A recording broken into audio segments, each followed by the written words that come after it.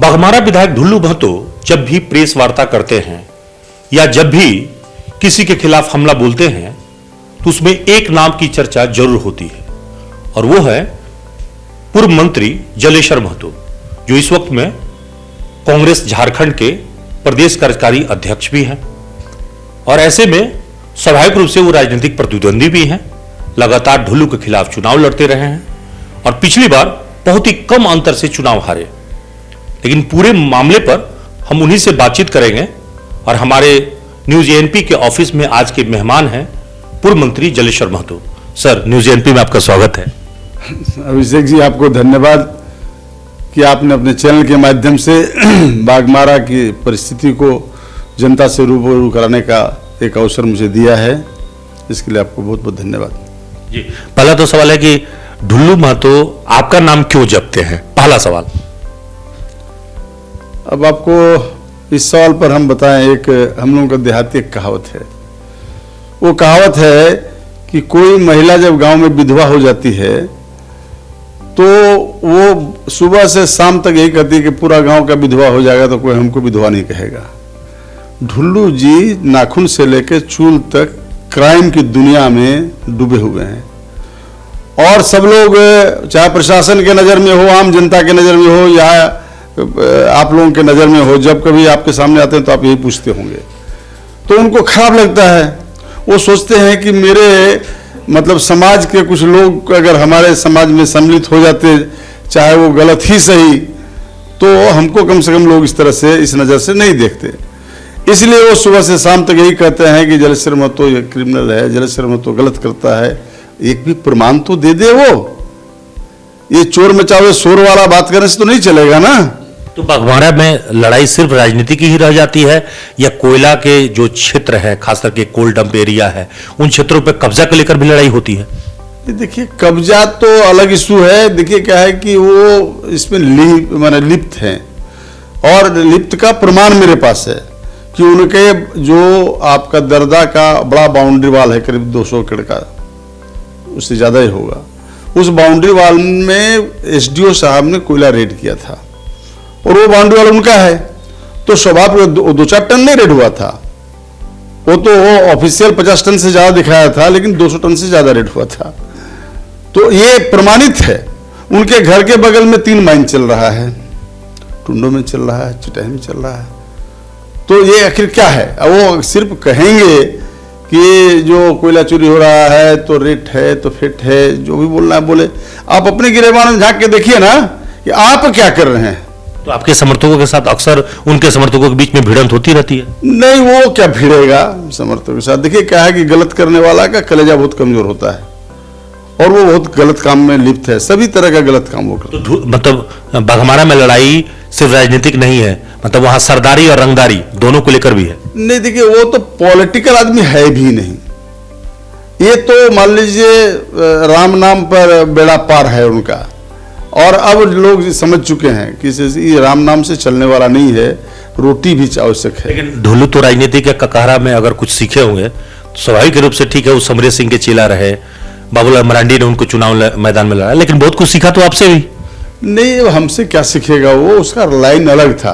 वो चोला पहन के चलता रहा, अपना राजनीति का काम अपना करता था। लेकिन यह बात आज के दिन में मान लीजिए वो विधायक है, इस बात को मैं स्वीकार कर रहा हूँ, इस बात में कोई आपत्ति वाली बात नहीं है।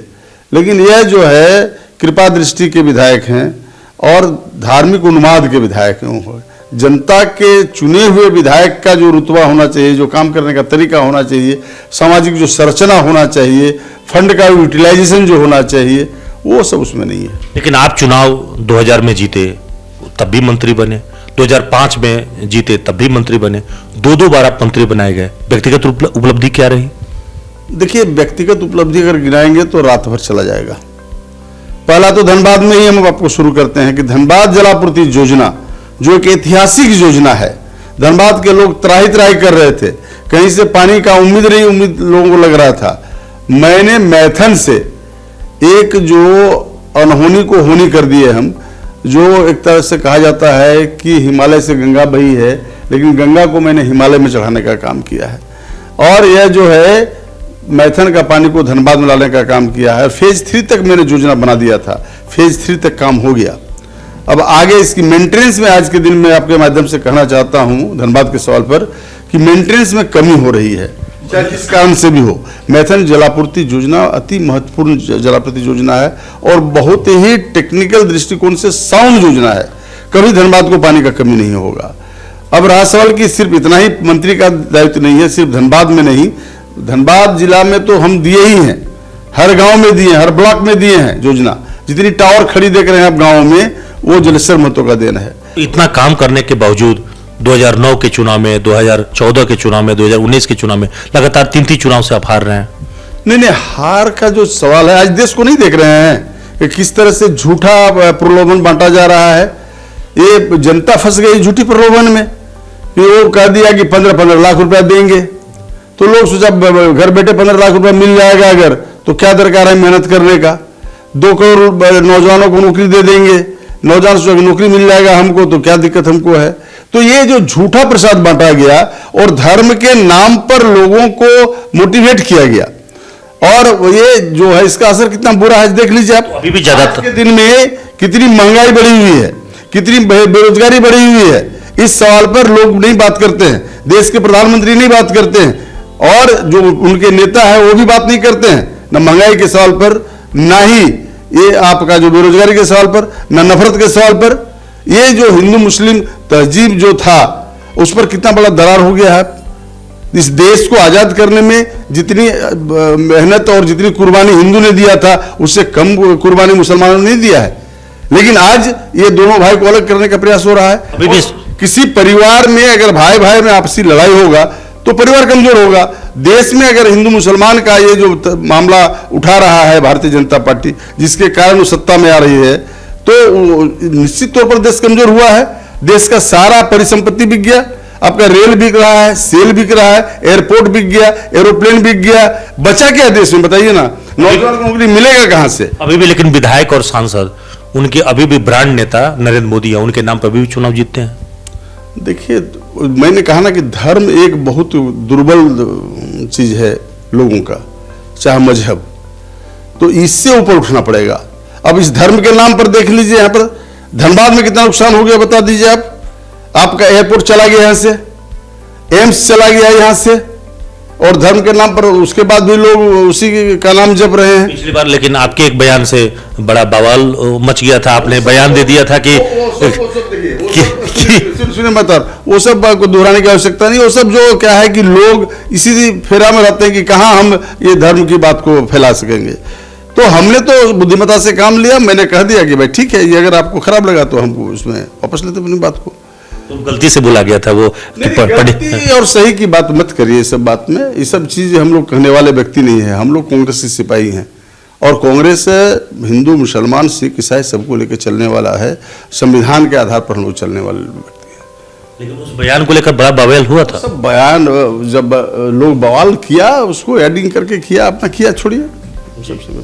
अभी जो स्थिति बनी है, जो अभी चुनाव का परिणाम आया है, हिमाचल में आप लोग जीते, लेकिन गुजरात जो है अभी भी भाजपा ने वहां फतह किया, इसका परिणाम क्या बताता है? भाजपा का काम करने का तरीका नहीं देख रहे हैं। मैंने तो कहा ना कि संविधान कोई खत्म करना चाहता है। कोई जो संस्था है, चाहे उनका ईडी हो, चाहे उसका सीबीआई हो, चाहे उसका इनकम टैक्स हो, कोई फ्री हैंड है? तो मौका, हमारी बात सुन लीजिए, जो उन लोगों को जो आदेश होता है उतना ही लोग काम करते हैं। और ये सारा चीज को लगाकर अगर एक प्रदेश में जीत भी गए तो बहुत वाहवाही नहीं करना चाहिए उनको। और हम लोग जो हिमाचल में ले लिए, इसकी चर्चा तो नहीं करते हैं। हम तो एकदम फ्री एंड फेयर में हम चुनाव लड़े हैं, और हमने तो ले लिया हिमाचल को। ये बात अलग है कि पूरा दृष्टि, अगर मान लीजिए ठीक इतना ही अगर हमारे लोकप्रिय थे नरेंद्र मोदी जी, तो हम तो जरूर कहेंगे हम लोग बहुत छोटी चीज है, सिपाही हैं पार्टी के। फिर भी ये बात जरूर कहेंगे कि गली गली में घूमना देश के प्रधानमंत्री को ये शर्मनाक बात है।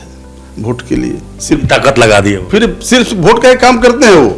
मैंने कहा ना आपको ना, देश के प्रधानमंत्री को इस देश का सबसे पहले जो चीज है, आने वाला पीढ़ी पर ध्यान देना चाहिए, बेरोजगार पर ध्यान देना चाहिए, महंगाई पर ध्यान देना चाहिए, देश में कैसे अमन चैन है उस पर देखना चाहिए। अब चाइना घुस के मान लीजिए आपका जमीन घेर रहा है और वहाँ 56 इंच का सीना कहाँ चला गया आज? चाइना पर क्यों नहीं बोल रहे हैं? झारखंड सरकार परेशान है?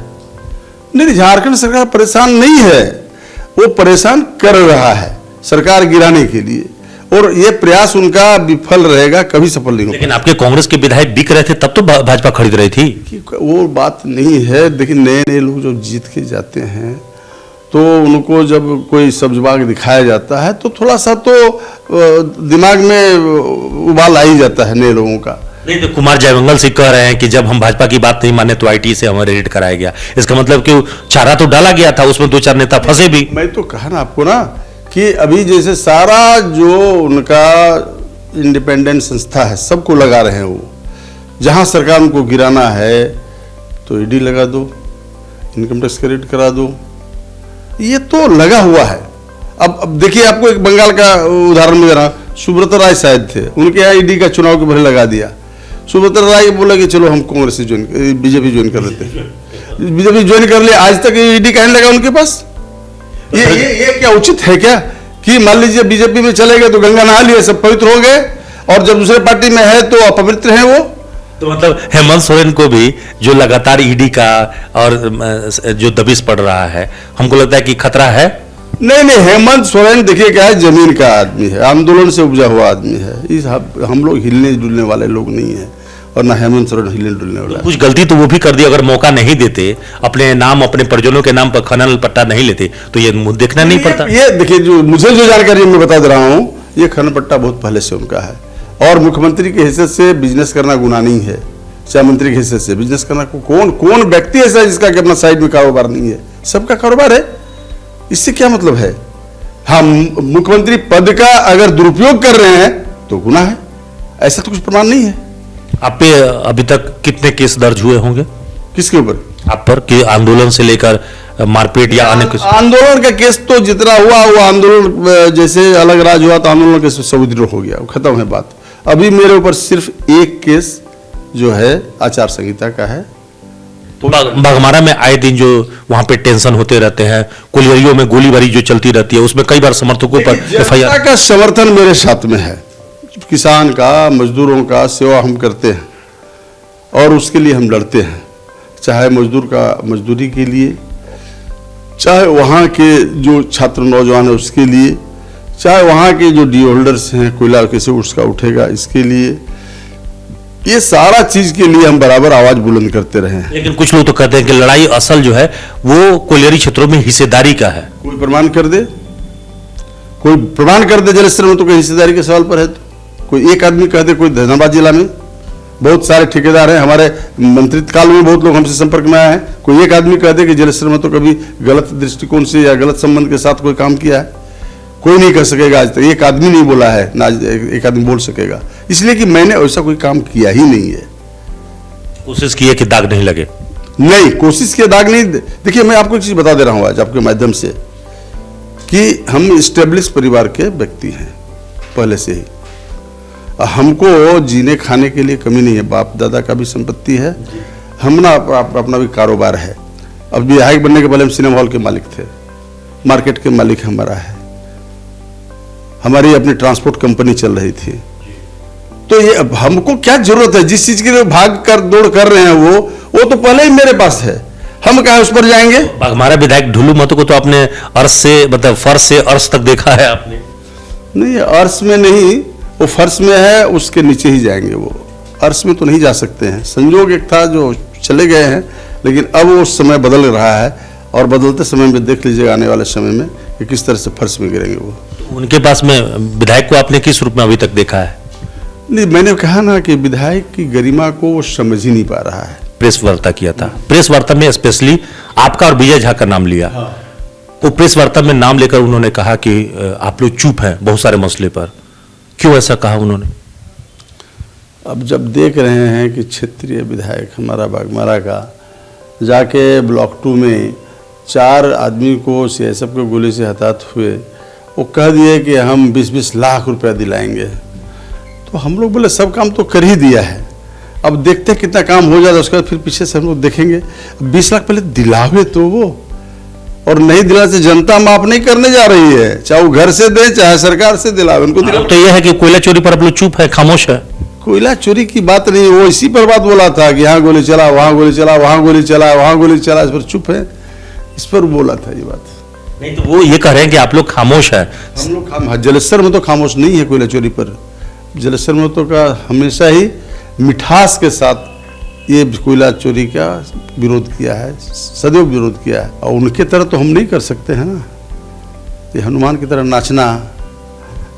सरकार के खिलाफ खूब बोल रहे हैं, खनन लूट के बारे में बोल रहे हैं, तमाम तरह के आरोप लगा रहे हैं, राष्ट्रपति शासन की मांग कर रहे हैं राज्य में। तो उसको समझ में नहीं आ रहा है तो बोल रहा है। राष्ट्रपति शासन इसके कहने से लग जाएगा? राष्ट्रपति शासन कैसे लगता है उसको जानकारी पढ़ने बोलिए उसको पहले। आप जो है उनको आईपीसी याद दिला रहे हैं कि आईपीसी पढ़े और सीआरपीसी पढ़े। कम से कम एक साधारण इंसान को जितना ज्ञान होना चाहिए उसके लिए पढ़े, तो कम से कम जी उतना भी ज्ञान नहीं है उसको। एक बात और है कि पिछली बार चुनाव में बहुत कम अंतर से आप चुनाव हारे, ऐसा क्या रह गया कि वहां पे मतों को लेकर समस्या आई और उसके बाद फिर आपने रिकाउंटिंग को लेकर अपने हाईकोर्ट में अपील भी किया? ये बात है कि चूंकि काउंटिंग के समय में जब 266 बूथ जिसमें 700 वोट पड़े हैं, और वो जो 266 है उस 100% माइनॉरिटी के क्षेत्र के छात्रावाद का बूथ है, और उसमें 95% या 99% बोल सकते हैं कि वोट मेरे पक्ष में है। वो वोट जब नहीं गिना गया, मैंने बात किया, बात करने के बाद लोग उसको टालने का कोशिश किया कि उसमें ओवर रेटिंग है, तो ये है, तो वो है, तो हम लोग क्लियरेंस मांग रहे हैं। चलिए ठीक है। उसके बाद लास्टली जब हमने कहा कि आप उसको खोलेंगे कि नहीं खोलेंगे, कुछ बूथ में और हमारा जो आपत्ति है उस बूथ का भी हमको दिखा दीजिए आप, तो आनाकानी जब करने लगे तो वहाँ तो मान लीजिए देखिए क्या है कि सर को पत्थर से पटकने वाली बात हो जाता है।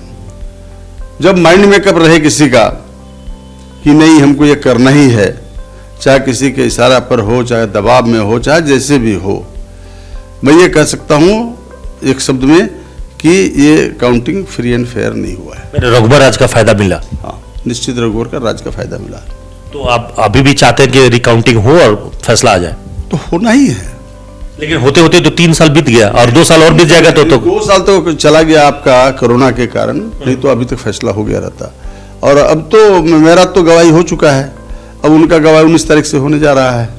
अब मैं समझता हूँ 1 महीना में उनका भी, 1.5 महीना में उनका भी खत्म हो जाएगा गवाही, हेयरिंग हो जाएगा, मामला सामने आ जाएगा और निश्चित तौर पर उसकी सदस्यता जाएगी। पंचायत चुनाव को लेकर क्यों बीच में अटक गया? तो होते ही रहता, अगर हो जाता तो अच्छा रहता। बिहार तो चुनाव करा रहा है। अब इस पर हमसे मत पूछिए अभी फिलहाल। मैंने मामला फंस गया, लेकिन ये समस्या तो आई। चुनाव तो होना चाहिए था नगर निकाय, चूंकि अगर चुनाव नहीं होता तो नुकसान होगा। नहीं, अब तो ये मान लीजिए नियम संबद्ध बात है, तो किसी की आपत्ति जब होती है तो उसका निश्चित तौर पर उसको संतुष्ट किया जाता है, उसके बाद ही सब चीज़ पर आगे बढ़ा। संवैधानिक बात है और लोगों का ये जो जनता से जुड़ा हुआ ग्राउंड लेवल का मामला है, तो सारे दृष्टिकोण को ध्यान में रख के इसको करना चाहिए। अभी आपके जिलाध्यक्ष की नियुक्ति हुई, थोड़ा कई जगहों पर आपत्तियां आई।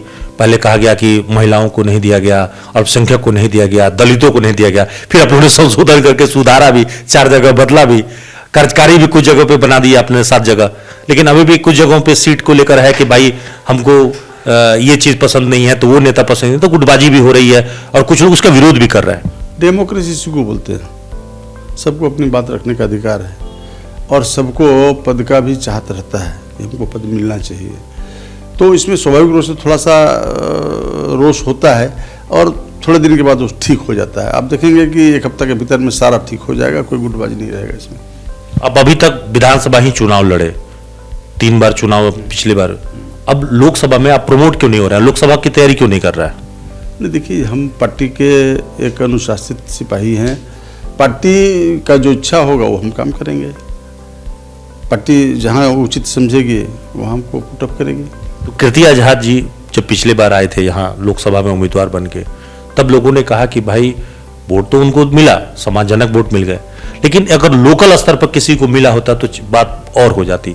ये माना जाता है कि धरतीपुत्र को मिलना चाहिए। ये तो निश्चित तौर पर इसमें जो लोगों का जो बात आपने कह रहे हैं वो सच्चाई भी है, एक मेरे कान में भी आया है और हकीकत भी यही है कि लोग चाहते हैं कि धरतीपुत्र आवे। तो अगर लोकल स्तर पर अगर होगा तो पीएन सिंह का जो सामना होगा वो बेहतर होगा और रिजल्ट भी आपके पक्ष में होगा। नहीं, ये तो जनता की अदालत का बात अभी हम नहीं कर सकते हैं यह बात, लेकिन लोग चाहते हैं।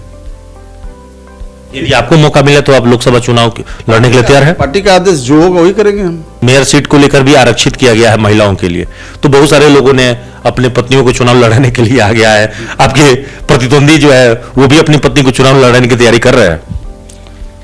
अब तो देखिए, डेमोक्रेसी में अधिकार है लड़ने का, लड़ सकते हैं, क्या दिक्कत है, लड़े। इतने लोग लड़ रहे हैं तो वो भी लड़ने हैं। भारत जोड़ो यात्रा का लाभ पूरे देश स्तर पर मिल रहा है और जो संदेश पहुंचाना चाह रहे थे राहुल गांधी वो पहुंच भी रहा लोगों तक। देखिए, भारत जोड़ो यात्रा का तो सौभाग्य मिला हम लोग 3 दिन साथ रहने का, और जो दृश्य मैंने देखा उस दृश्य को हम जीवन में भूल नहीं सकते हैं। मेरे जीवन का एक माने अजूबा दृश्य।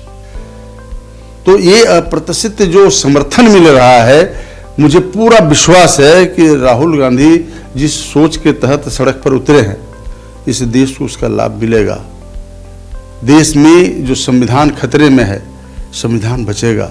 देश में जो बेरोजगारी चरम पर है, उस पर काबू लगाने का जो संकल्प है राहुल गांधी का, उस पर भी लोगों को लाभ मिलेगा। महंगाई जो चरम पर बढ़ गई है तो उसका भी रोक लगेगा। अगर विपक्ष एकजुट होकर लड़े 2024 में तो नीतीश जी कह रहे हैं कि उसकी सफलता ज्यादा मिलेगी अगर सभी लोग एक प्लेटफॉर्म पे आ जाए। ये तो समय का मांग है और विपक्ष को एक होना ही पड़ेगा। समान विचार के जो भी लोग हैं, जो भी पार्टियां हैं, सबको तो मैं तो निवेदन पूर्वक ही कहूँगा कि सबको एक होकर इस भारतीय जनता पार्टी को सत्ता से भगाना चाहिए और सत्ता से इसको सत्ताच्युत करना चाहिए। अगर ममता, मायावती, आप, जनता दल सब लोग अगर एक साथ आ जाए तो फिर बात बन जाएगी। तब तो फिर क्या कहना है, तब तो बात बना ही बना है। लेकिन लोग अपना जो है स्वार्थ नहीं छोड़ रहे हैं। नहीं, समय के साथ सब लोग सोचेंगे इस पर, ऐसा नहीं है। हम लोग किसी भी प्रधानमंत्री बनने के लिए अभी उनका ये चल रहा है। अब तो साइलेंट हो गए हैं, एकदम साइलेंट हो गए हैं नीतीश जी। नीतीश जी परिपक्व नेता हैं, वो भी राहुल गांधी के साथ चलेंगे, ऐसा मुझे विश्वास है। फिलहाल हमारे विधायक ढुल्लू महतो का जो प्रभाव था उसको आपने रोक दिया है। आप उसको क्या रोकिएगा, तो कह दिए ना, जिसका कि सुबह से शाम तक एक ही संकल्प है कि धन कमाओ, चाहे कैसे भी कमाओ। अब उनसे ऊपर 50-50 केस हो गया, तब क्या बोलेगा उसको। क्रिमिनल हिस्ट्री में कितना कमा लेते होंगे अगर विधायक ढुल्लू महतो के? आप कितना कमाते हैं उन्हीं से पूछिएगा। तो ये आपको तो पता होगा कि कितना कमा। नहीं, हमको इस सब चीज़ का नहीं है। ये बीमारी है, धन कमाने वाला जो है ना, ये बीमारी होता है, धन का हवस, ये बीमारी। लेकिन वो तो मंदिर बना के अब तो कर्मयोगी हो गया है, पुजारी हो गया है, राम का नाम लेते हैं। कर्मयोगी तो इसीलिए सावित्री देवी को निकाल दिए थे अपना, उसके दुकान के सामने टैंकर लगा के। अशोक महतो को धरना देना पड़ा था यहाँ महीनों। यही एक ना कर्मयोगी है, यही ना कहते हैं कि हम राम का मंदिर बनवाए हैं, राम का नाम लेते हैं। राम का मंदिर बनवाया है सिर्फ अपना काम के लिए। नहीं, कुछ आप बोलना चाह रहे थे, बताइए। कुछ नहीं बोलना, क्या बोलना, हमको कुछ नहीं बोलना है। तो देखिए, जलेश्वर महतो जी कह रहे हैं कि धन कमाना भी एक बीमारी है और अच्छा हो कि इस बीमारी से बचा जाए तो तन मन स्वस्थ रहता है। इनकी बातों में कितनी सच्चाई है तो जनता बताएगी। फिलहाल आज उन्होंने वक्त निकाला न्यूज़ एएनपी के लिए और जो बातें उन्होंने बताया है, इस मामले पर आपको सोचना है कि इनकी बातों में कितनी सच्चाई है। सहयोगी अनिल मुंडा के साथ अभिषेक कुमार, न्यूज़ एएनपी, धनबाद।